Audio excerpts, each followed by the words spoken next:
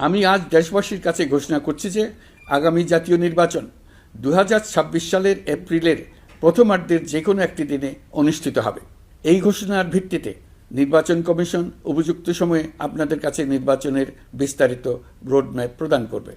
জয় শ্রীরাম বন্ধুরা, ফাইনালি বাংলাদেশের মোহাম্মদ ইউনূস সরকার নির্বাচন করতে বাধ্য হলেন জনগণের চাপে পড়ে। তো এই নির্বাচন করার ফলে তিনি কি এই চেয়ারে থাকতে পারবেন? তিনি কি আবার জয়ী হতে পারবেন? তিনি কি আবার প্রধান উপদেষ্টা পদে থাকতে পারবেন? তোমাদের মতামত কি? আর এই নির্বাচন হওয়া কিন্তু প্রয়োজন, কারণ প্রত্যেক মানুষের গণতন্ত্রের অধিকার রয়েছে।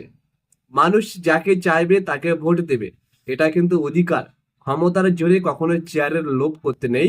তবে ইউনূস সরকার জনগণের চাপে পড়ে বাধ্য হয়ে তিনি কিন্তু জনগণের কথা অনুযায়ী নির্বাচনের ঘোষণা করে দিলেন 2026 সালে এপ্রিলের প্রথম দিকে।